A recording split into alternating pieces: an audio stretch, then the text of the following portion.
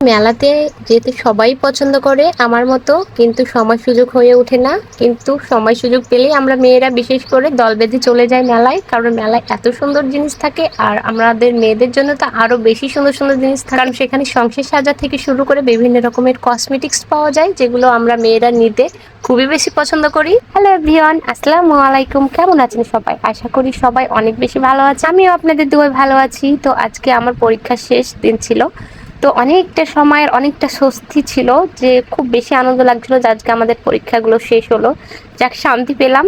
তো যা হোক, পরীক্ষা শেষ করেই তো মেলা লেগেছে। এতদিন পরীক্ষার জন্য মেলায় যেতে পারিনি, তো ভাবলাম যে আজকে মেলা থেকে ঘুরে আসা যাক। তো লাবিবের বাবাকে আমি ফোন দিয়ে ডেকে নিই, লাবিবকে আর লাবিবের বাবাকে। তো আমি প্রথমে গেট দিয়ে আমি মেলায় ঢুকে যাই, সেখানে টিকিট কাটতে হয়। টিকিটের মূল্য নাই 20 টাকা করে। তো আমরা ঢুকেই আমি সে দোকানগুলোর ভিডিও করতে লাগি, কারণ যতই হোক ব্লগার মানুষ বলে কথা, আমি মেলা দেখতে গিয়েছি আর আপনাদের মাঝে শেয়ার করব না, এটা হতেই পারে না। আর আমাদের জেলা যেহেতু মেলাটা হচ্ছে, আমাদের জেলায়ও কত সুন্দর সুন্দর মেলা, কত সুন্দর অনুষ্ঠান হয়, এগুলো তো বাইরের মানুষদের দেখাতে হবে। আর আপনারা দেখে অবশ্যই কমেন্ট করে জানাবেন আমাদের চাঁপাইনবাবগঞ্জটা আপনাদের কেমন লাগে। আমাকে তো খুবই বেশি ভালো লাগে আমার জেলা, যদি আমার জেলা বলে না, আসলে চাঁপাইনবাবগঞ্জ আমার মনে হয় সবকিছুতেই ফার্স্ট। তো এর ভাই আমাকে দেখাচ্ছিল একটা জিনিস নিলে 10টা ফ্রি, মানে একটা টিভি, একটা ওয়াশিং মেশিন, যা হোক একটা বড় কিছু নিলে তার সাথে 10টা জিনিস ফ্রি পাবেন। তো ভাইয়ের বকবক শুনতে শুনতে চলে আসলাম। আমাকে বল, আপু আপনি ভিডিওটা আপলোড দিবেন। আমি বলছিলাম জি ভাইয়া, আমি ভিডিওটা দিয়ে দিব, অবশ্যই সবাই দেখতে পাবে। তারপরে এই তো মেয়েদের যা কাজ, কসমেটিক্স নেওয়াতে ব্যস্ত, আর আমি তো ব্যস্ত সংসারের জিনিস দেখতে, কারণ আমার সংসারের জিনিস দেখতে বা সংসারের জিনিস কিনতে খুবই বেশি ভালো লাগে। আমি সংসারের জিনিস খুবই বেশি পছন্দ করি, সংসারে কোনটা মানাবে, কোনটা কি করবে। কিন্তু হ্যাঁ, অনেকে এখন আমাকে বলতে পারেন, আপু আপনি তো স্টিলের থালা বাসন দিয়ে আমাদের ভিডিও করে দেখান। জি আপুরা, ভাইয়ারা, আমি স্টিলের থালা বাসন দিয়ে আসলে আমি ব্যবহারিক যা ব্যবহার করি সেগুলো দিয়ে আপনাদের ভিডিও করে দেখাই, কখনো অন্য কোনো থালা বাসন আমি ব্যবহার করিনি।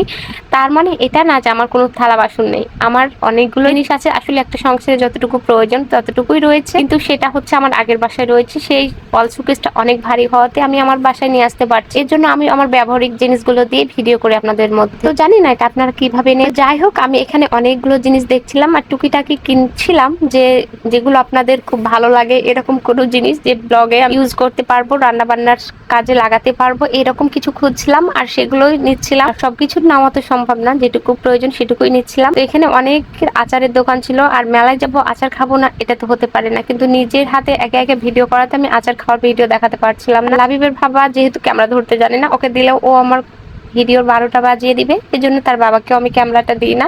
আমি নিজে থেকে যতটুকু পারি ভিডিও করি। আসলে আমিও হয়তো প্রপারলি পারি না, কিন্তু যতটুকু পারি আমি ততটুকুই চেষ্টা করি আপনাদের মাঝে উপস্থাপন করার। জানি না আপনাদের মাঝে কেমন লাগে ভিডিও। তো যাই হোক, এখানে অনেকগুলো সংসার করার মতো জিনিস ছিল, স্টিলের হাঁড়ি পাতিল থেকে শুরু করে যে যেটা চান নিয়ে আসতে হবে। আসলে এখানে আসলে খুঁজতে হবে না যে আমি কোনটা নিব বলে এসেছিলাম বাসা থেকে, চোখের সামনে সবকিছু দেখতে পাবেন, যেটা ইচ্ছা নিয়ে নিতে পারবেন। আমার তো মনে হচ্ছিল আমি সবগুলো নিয়ে বাসায় চলে আসি, কিন্তু তো সেটা তো সম্ভব না। আর লাবিব বাবুর অবস্থা দেখুন, এখানে উঠতে নাকি নিয়েছে 100 টাকা করে, অথচ 10 মিনিট অনলি সময়। তো 10 মিনিট সময় দেওয়ার মধ্যেও লাবিব মাত্র 1 মিনিট মতো ছিল, কারণ অনেক গরম ছিল আর ও অনেক ভয় পাচ্ছিল।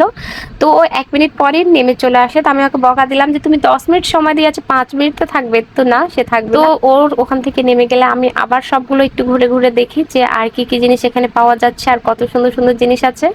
যারা এখনো চাঁপাইনবাবগঞ্জের লোকেরা আসেনি, অবশ্যই চলে আসতে পারেন, আপনার পছন্দের জিনিসগুলো নিয়ে যেতে পারেন। এখানে অনেক দামের মধ্যে জিনিস আছে, আপনার হয়তো প্রাইজের মধ্যে, আবার এমন জিনিস আছে অনেক রেট। যেমন খাবার রেট গুলো এত বেশি ছিল যে খাবারগুলো আমি বিশেষ করে খাইনি সেখানকার দামি কোনো খাবার, কারণ যে রেট আমরা বাইরে যে খাবারগুলো খাই সেখান থেকে 30-40 বেশি নিচ্ছিল, এজন্য আমি সেখানে কোনো খাবারই খাইনি। আমি বাইরে এসে খাবারগুলো খেয়ে, আর কিছু কিছু জিনিসের দাম ছিল যে ওরা অনেক হাই রেটে যাচ্ছে, কিন্তু সেটার সাথে একটু দাম দর করে নিতে হবে, এটা হচ্ছে কথা।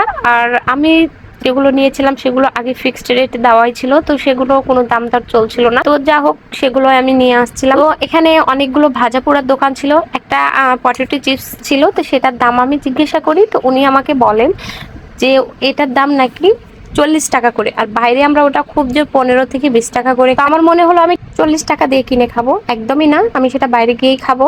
লাবিবের বাবা বলে তুমি এখানে কিছু খেলে খেতে পারো, যেহেতু লাবিব বাবু চিংড়ি ফ্রাই পছন্দ করে। কিন্তু লাবিব বাবুর মন খারাপ হয়ে যায়, কারণ একটা ছোট ফ্যান নিত, সে ফ্যানটারও দাম অনেক বেশি চাই।